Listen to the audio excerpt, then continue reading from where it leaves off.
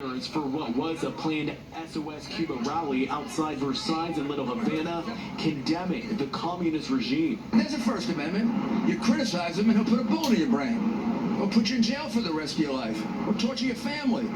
That's what the Cuban people have been living under for 62 years. Monday is also a day of significance for Cuba. National Revolution Day is recognized every year on July 26th, marking the revolt led by Fidel Castro in 1953.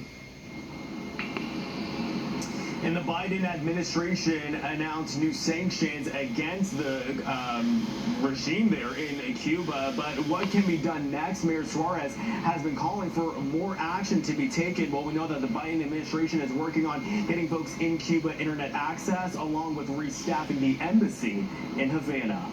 Reporting live, I'm Austin Carter, CBS 4 News. You know what? Austin, thank you. We go live now to Broward County. Another group of protesters have gathered in Pembroke Pines. It looks like they have some people speaking now. I'm trying to get a closer look at exactly who's talking. We know earlier Mayor Steve Geller was there, Broward County Commissioner Dale Holness. This is outside Pembroke Pines City Hall. We are told they will be playing Emilio Estefan's Video Libertad at a big screen at the event. The mayor of Broward County saying it's not just Miami-Dade standing with the people of Cuba, but Broward is as well.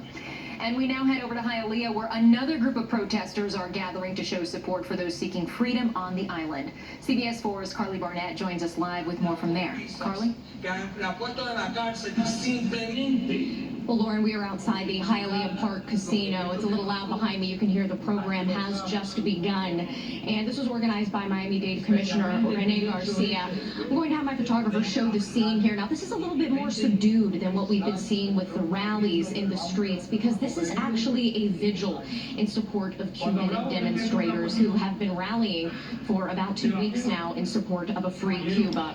Now, certainly those who have spoken up in the streets of Cuba are at risk. 60 we know of have been prosecuted for speaking out against the government, and that is according to a Cuban official, but that's only the number that they have released. Certainly communication between here and Cuba extremely restricted, extremely limited. Now, I have spoken to a few people out here so far who say they just want some awareness to the injustices that people are experiencing, and they hope that change is going to come, and they say that holding things like this, holding these rallies, holding these vigils is the very least that they can do in order to show their support and solidarity and hope to see change there on the island. But for now, live in Hialeah, Carly Barnett, CBS 4 News. Carly, thank you. And this was the scene today in the nation's capital. Cubans from across the country made their way to Washington, and members of Congress, who included Representative Mario Diaz-Balart, Senator Rick Scott, and others, joined the hundreds of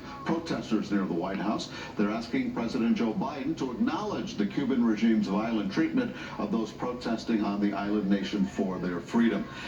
And over the weekend, a scene of defiance by the Cuban people. In this video, you can see protesters surrounding a Cuban police officer, throw him to the ground and start kicking him. Shortly after that, another officer comes to his aid before the mob disperses. Now, this is just another indication that the Cuban people are growing tired and want change and freedom in the island nation.